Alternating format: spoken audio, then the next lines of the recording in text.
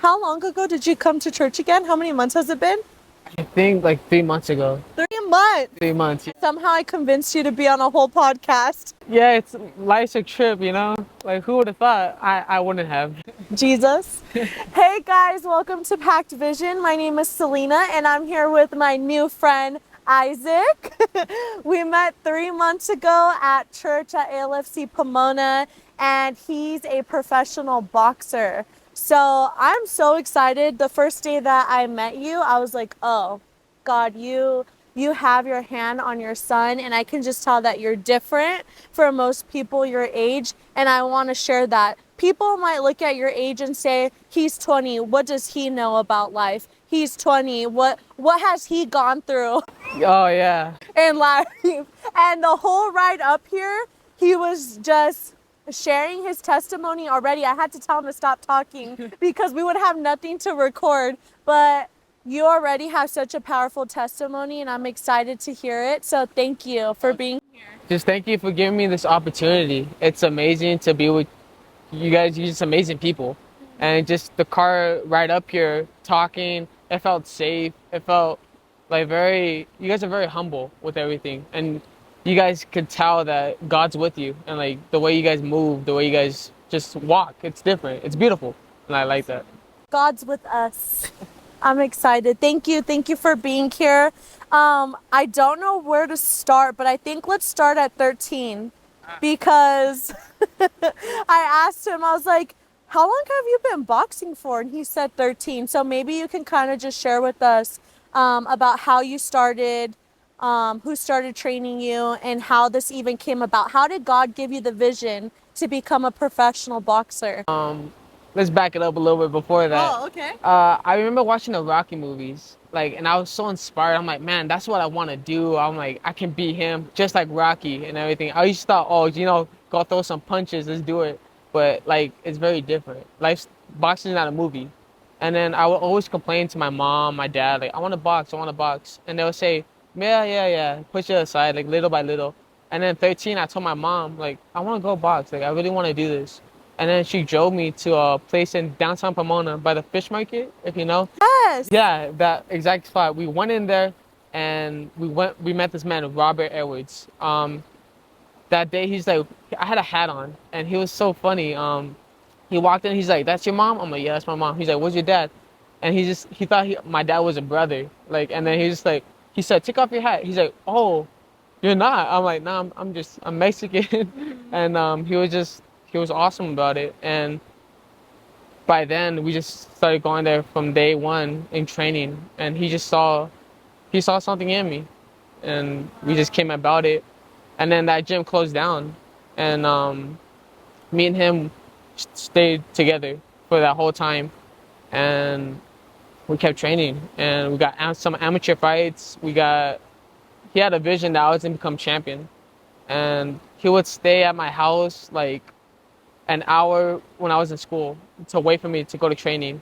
And we'll just stay together. We're like father and son. That was like my dad right there. And it was such a great opportunity getting to know him because he has so much wisdom. He was 65. And I was with him for a good 3 to 4 years. Yeah. That's awesome. And I love that you said he has so much wisdom and his age. You said 65? Yeah, 65. 65. What was it like being around someone who's 65? You were 13.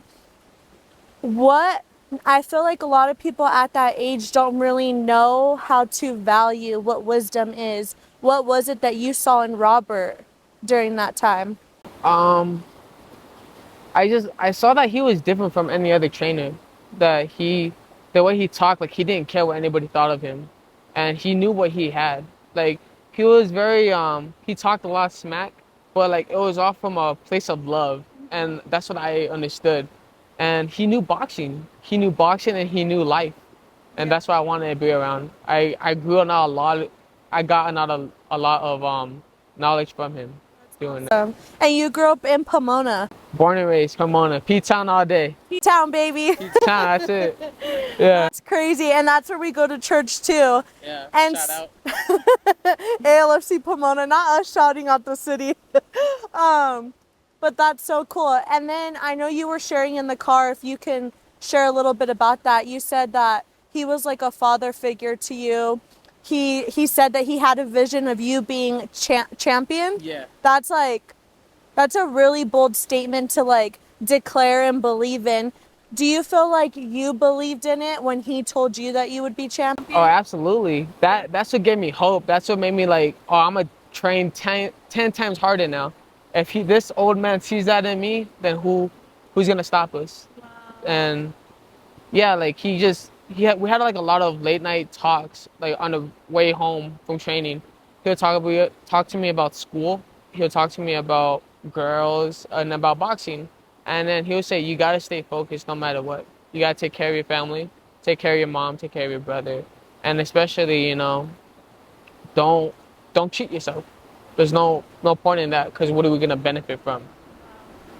So that's actually so I really like that you said that it made you want to train 10 times harder because I really truly believe that we're not just giving each other words of affirmation. Like when someone says they believe in you and they pour in that time into you night and day, like you said, he would show up a whole hour before you would get out of school and wait for you. Like he didn't just say he believed in you, he showed you he believed in you by pouring into you. And so I just think that's really important as visionaries that we need to pour into people, that we don't just say we believe in them, we pour into them and we show up, support. Yeah. Coach Bob passed away. Yeah. Can you share a little bit about what you experienced during that time and then like how he passed away and how that went in hand with your boxing career? Okay. He passed away when I was 16 and a half. He was actually training his pro in Las Vegas. So I was in Pomona when it happened. And he was training and I was gone a week. So he would text me to what to do for training. And I was all happy. I'm like, okay, I'm gonna do the work and I'm gonna put in the work. And then a week passed and he didn't text me back. So I would text him, are you okay, Bob? Like, is everything okay? No, I didn't get a response. And then I still remember the day, December 16th, we got a phone call. And they told my mom that he passed away in his sleep. And my mom started crying. She told me, and then I got out of the car. I broke down. I was screaming, and because I couldn't believe it. I was in shock. And my brother was like, "This can't be happening." That, and but that day I lost my dad, because I never had like a close bond with my actual father, and that guy did everything for me. I saw so much in him that he brought out the best in me, and I brought out the best in him. That that's the whole point of what we had. That's why we'll always go to every gym and like, oh yeah, that's my dad. That's his son. And when he passed away, I went into a very dark place. I was 16. For 3 months, I quit boxing. I couldn't eat. I was just in my room listening to music. My parents, I didn't talk to nobody, not to my brother, who was my best friend, and I couldn't even talk to him about it. I I was questioning God. Why did he do this? The man that saw everything in me, why did he take him away from me? How can he do this to the only person I had at the time? I didn't understand it at all. I was angry and I was heartbroken. And when I fell into a dark place, I had a lot of suicidal thoughts, and I just couldn't bear seeing them. Like, and I always say, like, when I die, he's gonna be the one welcoming me into heaven. That was my father. That was my dad right there. And after those 3 months, I won't.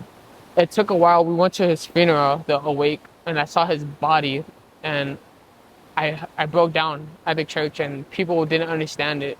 Some people thought I was just his fault, like his fighter, and like everybody else knew the day we were with him, even his family. They were like, "Nah, that's his son right there," and it was just heartbreaking. And then I was just like, you know what? It'd be disrespectful for me to stop boxing, to do what I wanted to do before, because he put so much work and time into me. So why would I take that away from him? He saw it, and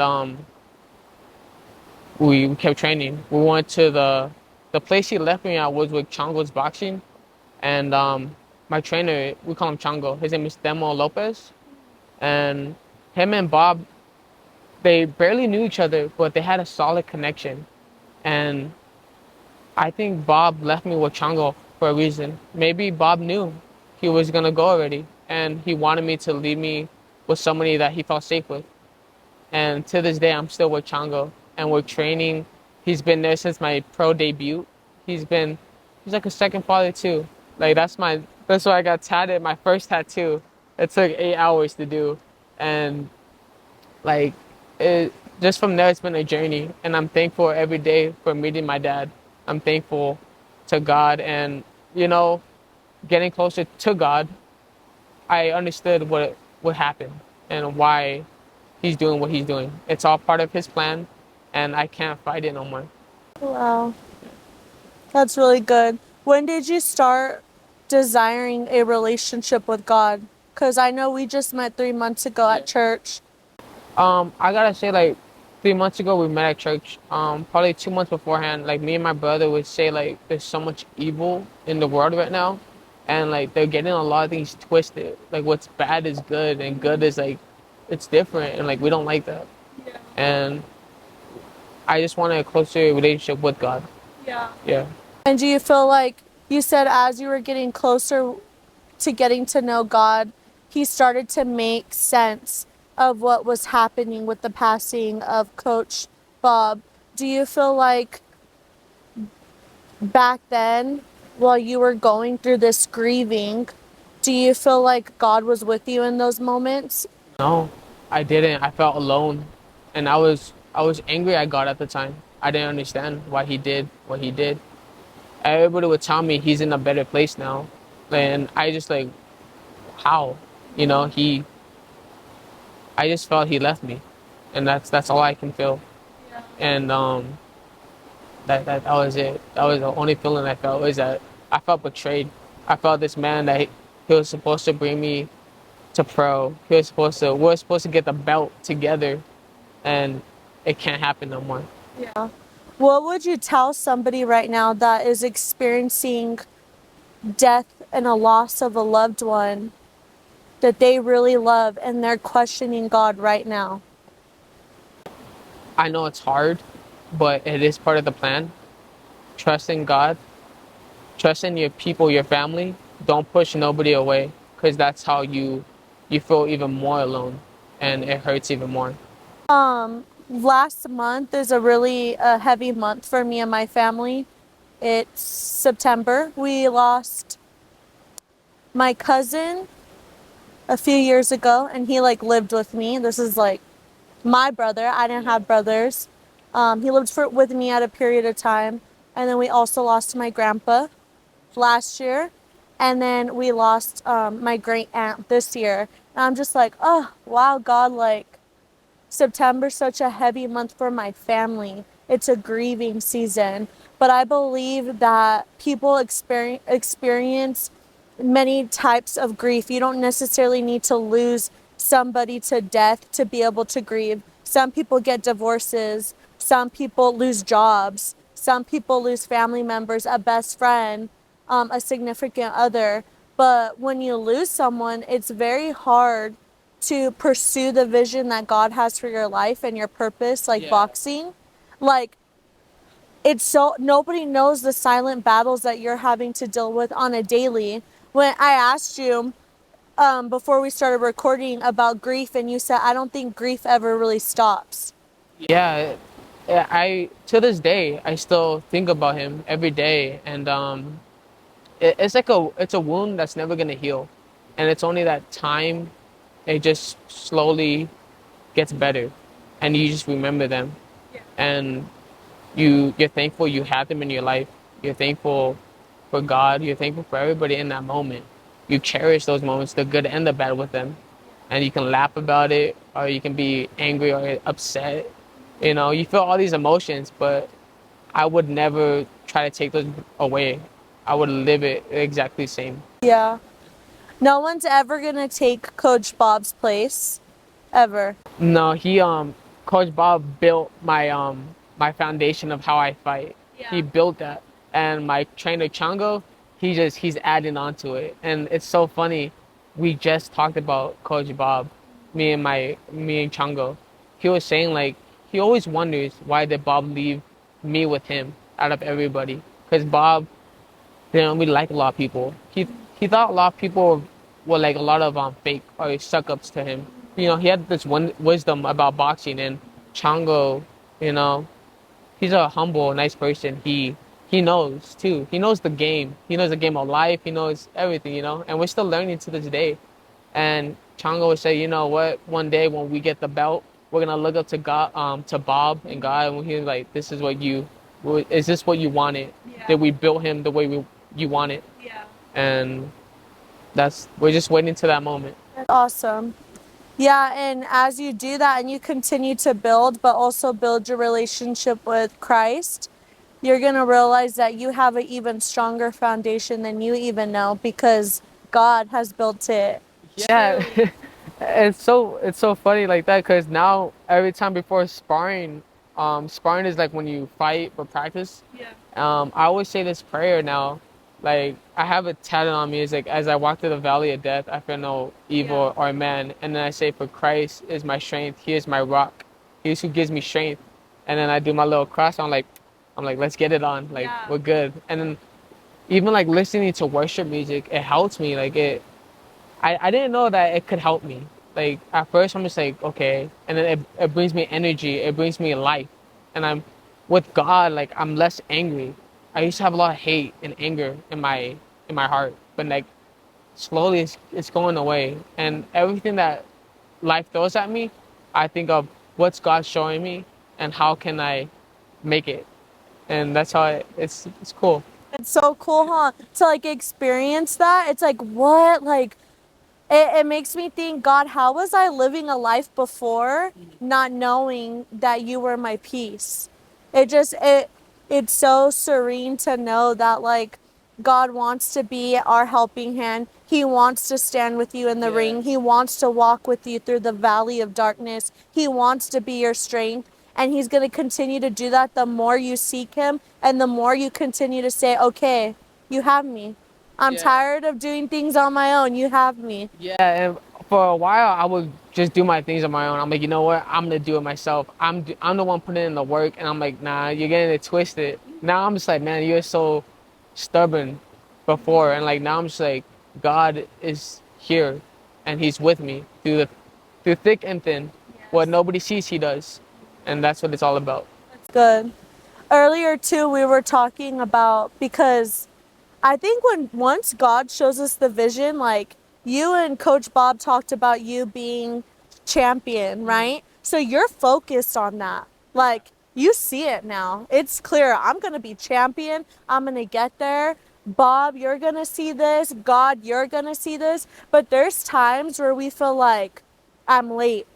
I'm running behind. God, I should be farther. Or why is there delays? Am I working hard enough? Things like that. And it creates this anxiousness in us where we feel like, oh, I just want to be farther already, or I want to win. I want to be stronger.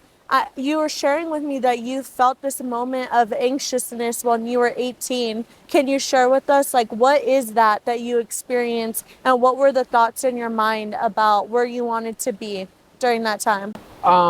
So 18, I debuted it, and I felt, This is your first time, like, saying you're pro. yeah, I'm Like pro. 18. Debuted, I'm like, that's it. You know, we waited for this moment for so long, and then I debuted it, and then little by little we're getting there. But I was, 18-year-old. This is 2 years ago, so I'm just like, nah, I want it now. I can fight this guy. I was thinking I can beat anybody. I'm here. Let's do it. I put in all the work. I want it. Yeah. And then I'm like, how are these guys getting signed like by like all these big promoters? I'm like, I'll beat them up so bad. I was just like, ain't no way. I'm like, how am I getting unrecognized for what I'm doing and my talent and my skills? And then that's how I'll be anxious. I'll tell my trainer that. I'll tell my manager, my brother. I'm like, how is this happening right now? And then here we are to this day, and I'm just like, you know what? You gotta trust the process. You can't be too anxious, or like, you gotta be humble, and you gotta little by little. we're training with great people, we're meeting new people, like your guys selves, you know, and the boxing world is awesome. And just little by little, we'll get noticed. Little by little, we'll take it. We just gotta stay calm and focused. That's it. That's good. And I think God's timing is so intentional because there's so many things that I've even told God, God, I want to do this. God, I want to do that. And God wanted to work on my heart first. And I believe that's what he's done with you. There's things that you said out loud and you confessed in this video. I was stubborn. Like, not a lot of people could admit that. You couldn't admit that 2 years ago. And now, as you're learning to know the characteristics of God and you're learning about the person that he's called you to be, he doesn't like those things in us. Yeah. So he tends to refine us. He's like, Isaac, I know you're strong enough. You're gonna beat them, but let me work on you first. Yeah, then that's what he was probably doing, you know?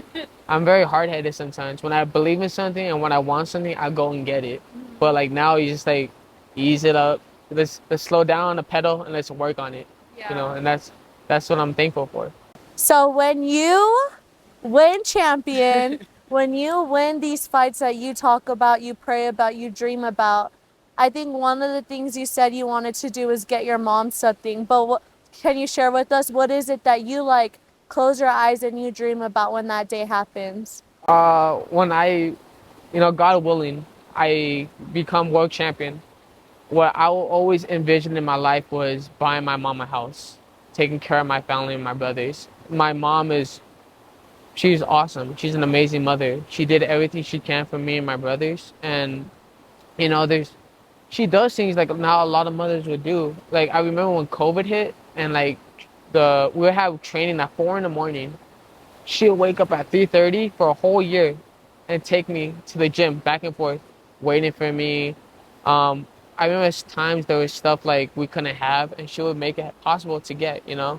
We weren't that rich growing up, you know, or like we didn't have a lot of things, and she made it possible. And, you know, I always love my mom, and that's why I even got her name on my chest, you know.